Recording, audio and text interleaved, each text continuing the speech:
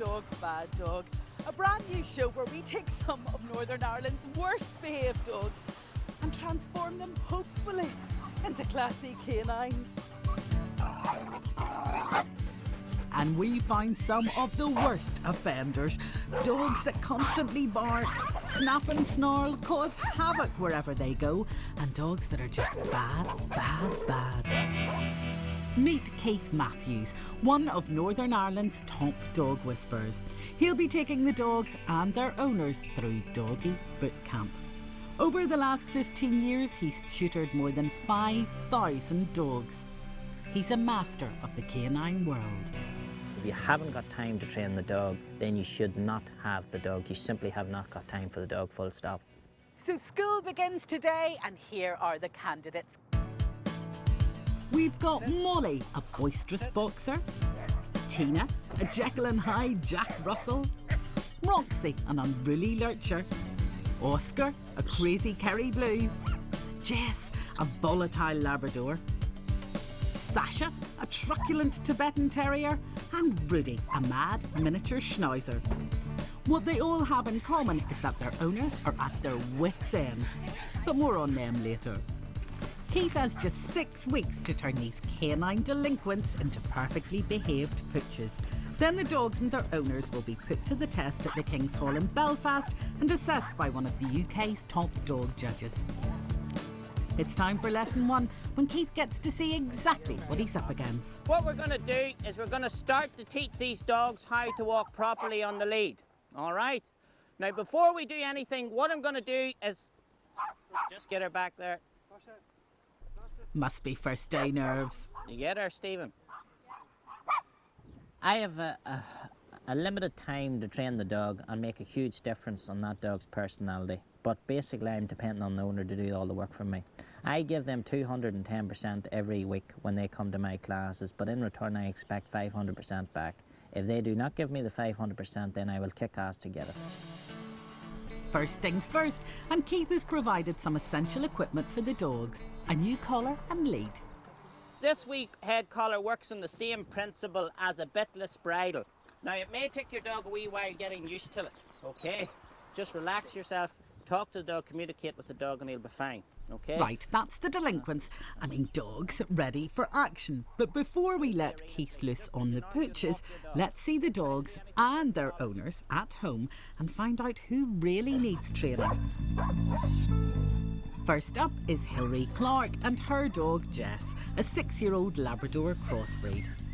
She lives near Hillsborough with her husband Reginald, her mother and 2 children. Right, we ready? They got Jess when she was just a pup.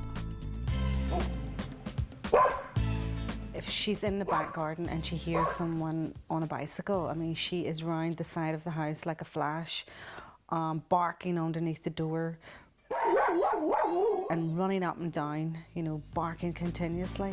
As if that wasn't bad enough, a trip into Hilary's back garden reveals an even more serious problem.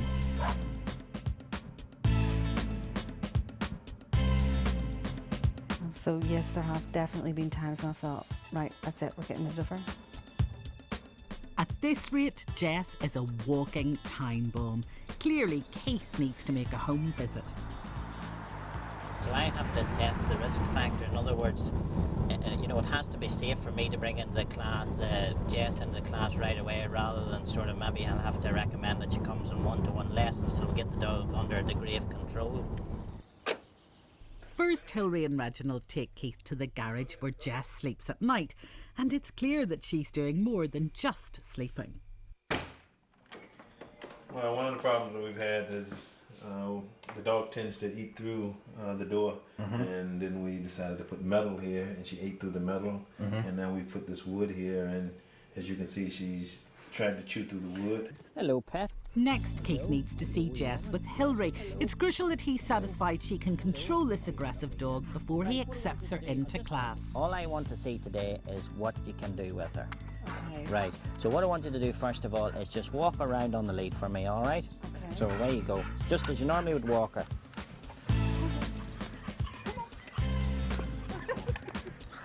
Right, can you make her sit for me, Hilary, please? Yes, sit. Good girl. Okay. Right, just walk her up and down the fence, along the fence for me there, will you please? Are you left or right-handed, Hilary? Right. Okay. Right, bring her back this way, please. Right, just make her sit for me, please. Hilary seems to be doing well, but what will Keith's verdict be? There are a few things we're going to suggest, but the most important thing is your dog needs trained. That's it. Bottom line, your dog has never been trained. That's it, in a nutshell. Jess made it into the class, and now the real work begins. Okay, before we get started, what we're going to do is I'm going to take a friend of mine with his dog out to demonstrate the type of thing that I'm going to teach you over the 6-week program. Now, this is just an ordinary pet dog, like yourself, that has completed his basic training. Part of your responsibility as a pet owner is to look after the dog. In other words, you have to look after it with regard to its welfare, nutrition, and all the rest of it. Training is a big part of bringing your dog up. It's probably the most important part. Make her sit. Round of applause for Penny and Mark. That was very good. Come on. That just gives you a wee insight into the sort of thing we'll be teaching you. When you give the dog the command sit, no matter what goes on, it's like switching the television off. Remote control, you switch it off. You want the dog to come back on, you release it, and it says, okay, the dog comes back on, off. That's what we're going to teach you, all right? Okay. I'm afraid I just can't see these dogs behaving like model dog Penny here. I think it's time to meet our next furry friend, Oscar, the Kerry Blue Terrier. When Vicky Milligan and her fiancé Sheldon Coulter went to see a litter of Kerry Blue pups, they couldn't resist getting one for themselves. They were gorgeous, and they were just a different type of dog. Oscar is almost 2 years of age and has been lavished with love and attention. Oscar's been allowed to do what he wants, basically, you know. So whenever he has that 5-minute period of where he has to stay in the kitchen, he doesn't understand why he's locked in the kitchen and you're still in the house. Trouble is, Oscar now hates to be separated from Vicky and Sheldon. I would say Oscar's nervous because even if you go to the bathroom, he comes with you. I mean, he just sits and waits. He just sits at the door and waits for you to come back out. And leaving Oscar alone in the house has had serious implications. Well, he chewed everything. He chewed our table and chairs. He chewed the TV off the wall. I mean, the wires are inset into the walls, and he managed to chew the plug, which we're nearly 100% sure he electrocuted himself because the wires were on. Sit down. In the car, he barks in the boot. He tries to get over into the car. A walk is just, we have to kind of batten down the hatches. If we meet another dog, it's literally, I mean, if he has any give on the lead, he basically runs at the dog. When people see him and when they see his breed, they just automatically think that he's vicious and that he's going to go for him. I think it's time for me to pop out to their home in Carrickfergus and see exactly what they're up against. Hello, Vicky. Hello, Oscar. It's pretty energetic, and it looks like I've arrived just in time for a walk. Come on. Straight away, it's clear how little control Vicky has over Oscar, even while on the lead. That dog is just sitting there. But the real issue is when other dogs come on the scene.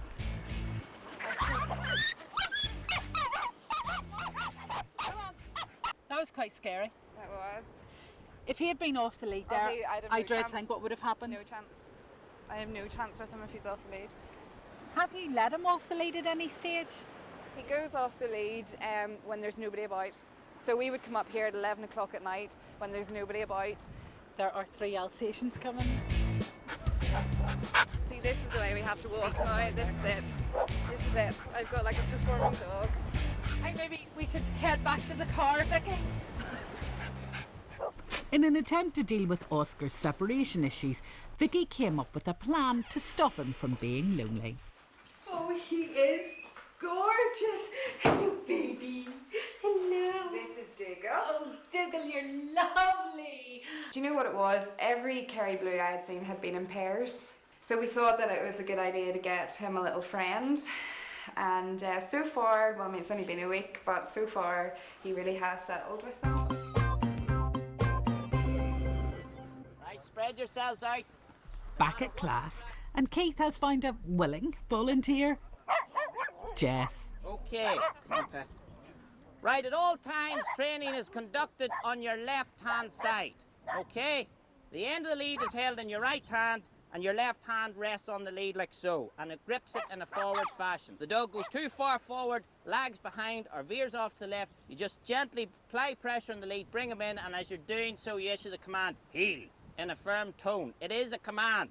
None of this Daniel O'Donnell stuff talking nice and softly to the dog, okay? Dogs were domesticated to be led, not to lead. In the animal kingdom, there is no equal rights. He's part of a pack, and he's at the very bottom of the rank. So again, end of the lead, dog starts pulling forward, heel, just like so, heel. Everyone clear on what they have to do? Yes. One person is clear. Everyone clear on what they have to do? Yes. Right, 2 laps round the arena. This time, keep your dog in the correct position. Away you go.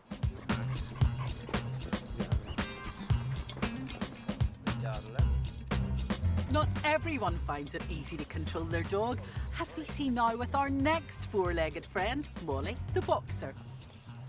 2-year-old Molly lives with owners Graham and John in Brashane. You know, it is that old cliche about the dog being man's best friend. She is a best friend. She is like a baby sometimes. She's part of the family. We include her, we try to include her in everything that we do. So all well and shay, Molly? Well, no, not quite. When we go out for a walk, it's part of our sort of, you know, end of day or the beginning of the day, and it's as much to give us exercise as the dog, and it's to relax, maybe wind down and chill. When you go out with Molly, it's the opposite effect, because there's the anxiety, because you know if you see another dog, she's going to run towards it. If she sees other people, she bounds towards them. And to get her back at the end of the walk can be quite a stressful experience.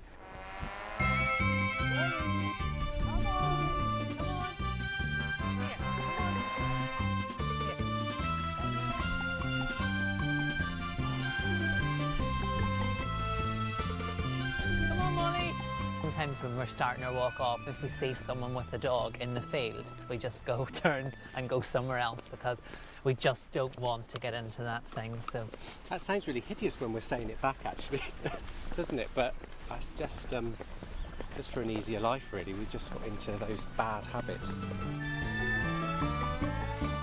The other side to Molly that we want to try and cure, if you like, is the fact that we let her off, and you know, we play with her and throw her balls, and then she thinks it's a game, and this is the mischievous side to her, that she then sort of won't come back to us when we want her to come to us to put the lead back on. Come here, Molly. Come on. Good girl, come on. Molly. Here. Oh. Well, the main issues are her running after other dogs, not coming back to us when we call her, and not being great on the lead. The thing is, a lot of people say boxers aren't very intelligent, and I would argue the case for Molly, that she actually knows exactly what she's doing.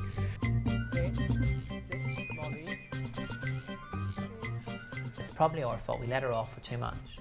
She is spoiled, and we do let her off for too much, but we do want her to be good.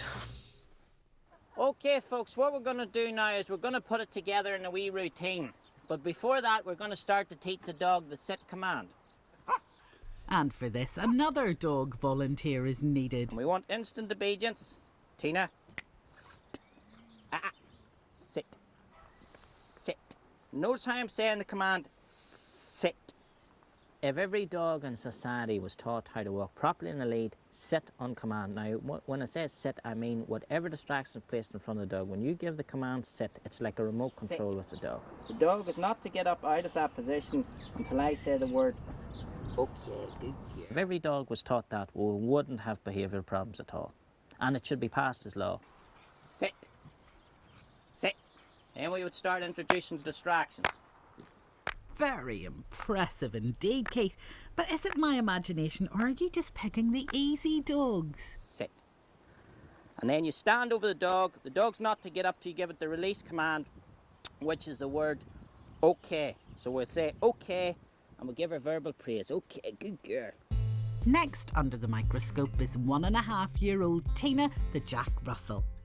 When Morris and Avril Chapman from Portadown decided to get a dog, they chose one from a rescue centre. Little did they know that such a small dog could become such a huge problem. She can get very aggressive towards everybody and everything she meets. Just pulling along all the time. She's always pulling, she's always looking to run on the lead. And that's putting it mildly. Tina is a small dog with a big attitude. Well, we just don't know what her problem is. We don't know the history since before we got her at the dog shelter. But she seems to be very frightened all the time.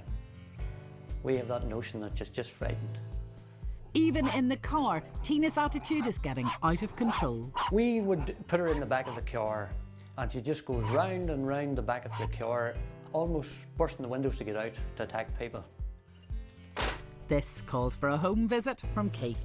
The reason for this visit today is I have to assess whether or not Tina will be a danger in the class at this stage before we get her under a certain amount of control. In other words, we have to be careful she doesn't actually bite someone or bite another dog.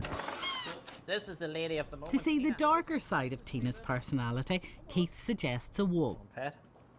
So she's always pulling, like, all constant. She's constantly pulling all the time.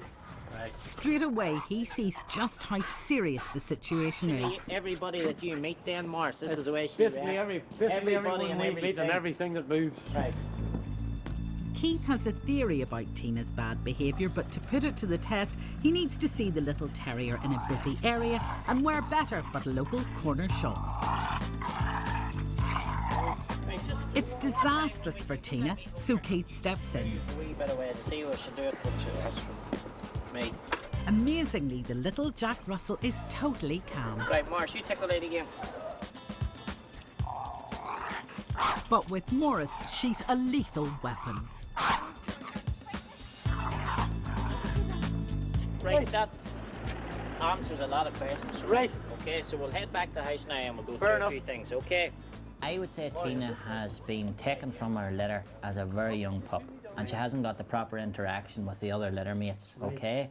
Therefore, she's bonded instantly with her first family, and she's becoming very protective. And when I stood and held her, you see, didn't mean nothing. Yes. But yet when you were holding her, she was protecting you from all this going on, yes. You know, the kids and stuff like that. The way she's kept is wonderful, okay? She shouldn't be sitting up on your knee because that's encouraging this protective behaviour. Right. When she's in the car, everything's whizzing past her, and she doesn't actually realise that it's the car doing the move, and she thinks everything's running past her. So it's her natural herd and chasing instincts kicking in there, and that's why she's very vocal, because she's trying to get at it, you know. Right. What I would suggest when you're transporting her in the car, get yourself a wee, you know, like a wee pet carrier. This will help her a bit because she'll not see all that going on, you know. She's sitting whizzing and everything's going past her, and she's just, the blood's up, and she just wants to herd and chase, and the natural instinct kicks in. Okay, so we'll see you all at the training class then at the weekend. So as I say, if he gets up, Keith has now shown the class the correct way to walk and how to get their dogs to sit. But how will they fare themselves putting the two together? Yes. Now, at the moment, your dog's in a relaxed position. We want to give it the next command, which is heel. So we're going to say, OK, Bonzo, heel. You always prefix a command with the dog's name. So on the count of 3, we're going to go, OK, Bonzo, heel. Now, if your dog's not called Bonzo, I don't want to hear the whole class going, OK, Bonzo, heel. It has happened to me before. So it's OK, Jess, OK, Sasha, heel. Everyone clear? We'll soon see. Right, on the count of 3, I want you to walk straight forward. 1, 2, 3, OK, Bonzo, heel. Nice and slow, keep your dog in the heel position. OK, this may look really simple, but remember, if the dog owners are to get any control over their pets, they must master the basics. Don't stand over your dog. If they don't respond in the first command, push down on their bum. Sit. Now, when you're giving the command sit, it's sit. Now, remember, the dog's not to get up. If your dog gets up, just use a stronger tone of voice and just a small chastisement. At sit. So, still room for improvement here. I think it's time to meet our next dog, Roxy the Lurcher. When engaged couple Tim and Emma from Bangor, County Down decided to get a pup, they went to a rescue centre. We picked another dog, but then we couldn't pick her up for a couple of weeks, and when we went back to get her, I don't think it's the same dog. Good girl. The dog we picked had a white bit here, and that was gone when we got her, so I thought, did her hair fall out, or I don't remember her ears being that big, but... Roxy. The one thing that really probably annoys me the most is when we're going out walking and she can be aggressive to other dogs. That's the thing that upsets me most, because I don't want her to hurt another dog, and there's been a few times when, you know, she's gone for a little dog and it's yelped, so that makes me think that she's actually grabbed onto it. Hey! She's a very fearful dog. She seems to be scared of everything. I just think which is possibly the reason behind her being aggressive towards other dogs. If there's another dog, when I'm walking into the park, if there's another dog, I would keep her on the lead, and if you let her off the lead, you really don't know if she's going to go for the dog or not. Sometimes she'll just run past them, sometimes she will go for them. Her hackles will go up on her back, and she's just, all the calling in the world won't get her back, she'll just go. But then, you know, if she's not aggressive towards the other dog, if she doesn't bite the other dog, she will come back. Yeah. I'd be quite on edge taking her for walks, just not knowing what she's going to get up to. Do. You see people walking their dogs with no lead, and you just think that is so Next impressive. to the road. You know, you just think, how have you done that? I'd like her not to be aggressive to other dogs. I'd like her not to be scared of other dogs. You know, for her to be more relaxed, to be nice, because I think she'd be happier. All right, from now on at home, before the dog gets its meal, he must sit, all right? A dog's a pack animal, and within the pack there has to be a ranking, a hierarchy, and it's very, very important that the dog's always fed last after the rest, because in the pack situation, the leaders of the pack always feed before the subordinates. So a lot of the times, most people actually, what they do is they put the dog's dinner down and then start to get their own ready, or they feed the dog at the same time as themselves. So it's very, very important that the dog's always fed after the members of the household. The bowl's placed in front of the dog, like so. If the dog goes down to pick it, you lift it away and you say, no, sit, all right? The dog doesn't get a tidbit, he doesn't get a toy or anything until he sits, and then in return you give him his reward. The food belongs to you, not the dog's. You simply share it. Now, most of you, I'll be going to your homes and I will be changing the whole management of your dog. If you've done it for 11 years, it will change. If you've done it for 6 years, it will change. If you've done it for 18 months, it will change. Why will it change? Because it has to. Otherwise, you wouldn't be standing in this class. Our final dog is actually 2 dogs, and that means double the trouble. Christina Wallace lives in Belfast with her husband and 5-month-old baby Paddy Jack. They have 2 dogs, Sasha, an 11-year-old Tibetan Terrier, and Rudy, a 1.5-year-old miniature Schnauzer. I love them to absolute bits.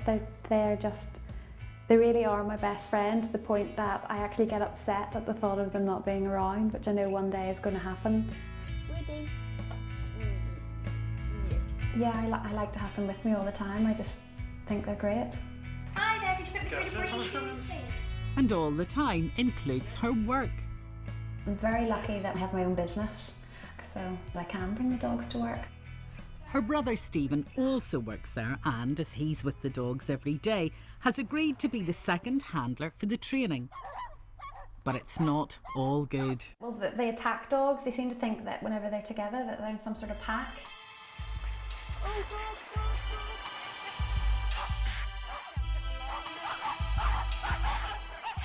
To give Keith a clearer idea of what he's up against, I thought I would give him a sneak preview of life at Christina's. I don't know whether they're protecting me or whether they're just ganging up, but they're really, really vicious with other dogs. They've started to go mad there. And another dog. That's dangerous. I mean, you know, look at that. That's ridiculous. They are really nasty. Oh, yeah. And strong. Small dogs, but very strong. Mm-hmm. Can't go out for a walk without pulling really quite viciously in the lead and attacking other dogs. Not only do they attack dogs, but they sometimes get confused and think that small children are dogs too and bark at them, which can be embarrassing. There's no control there whatsoever. The dog's crisscrossing, they're pulling on the lead. I mean, they could entangle around the pram and the pram could actually fall over. And just really the whole experience is hideous. It's really awful. Sasha and Rudy, I have to admit that I treat more like my best mates, really.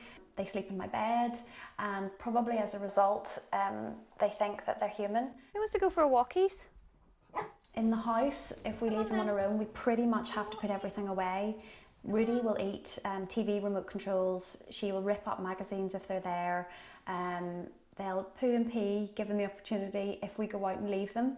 Actually, what they have is a condition called separation anxiety, and basically the dogs get destructive, as rightly as you said, the poo all over the house. So it's a matter of desensitising the dogs, you know. Most people can't give their dog their full-on commitment the way Tina can, you know.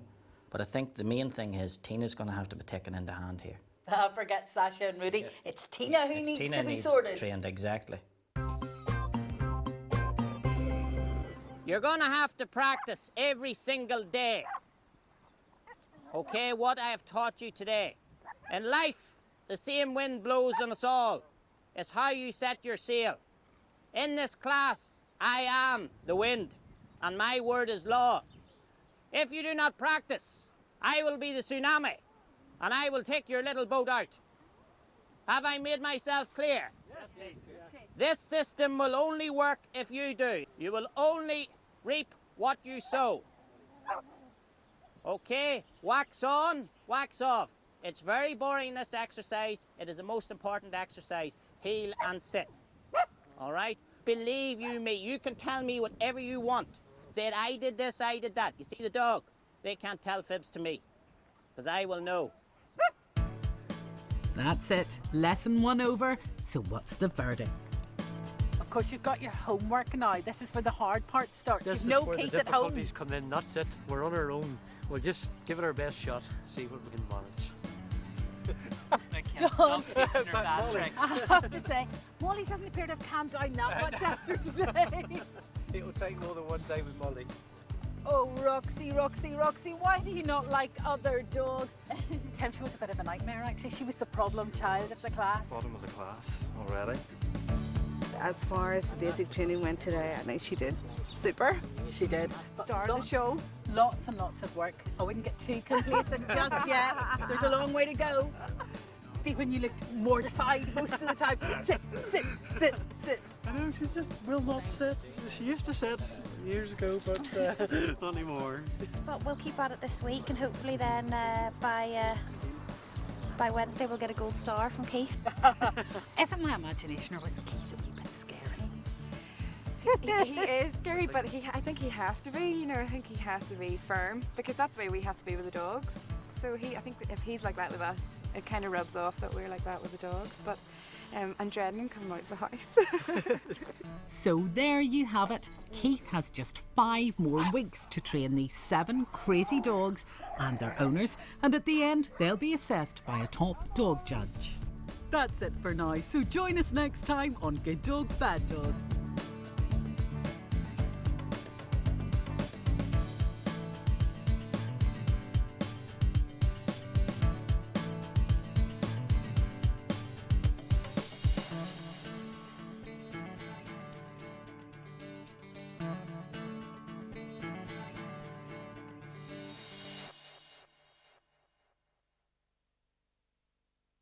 He's out there, burning through time, facing 1,000 dangers across the stars and never giving up. He looks like a man, but he's a legend, and his name is the Doctor. Brand new Doctor Who, Saturday at 6:20 on BBC One. Our home today was once the habitat of fierce and remarkable creatures. Fossils from our ancient past begin to surface, a snapshot of our Jurassic world. And it has endured phenomenal events. 2 million years ago, Ireland underwent a devastating climate change. The evidence is everywhere. A massive tooth, obviously too big to belong to any local animal. Revealing the story of our plants and animals. Northern Ireland will never look the same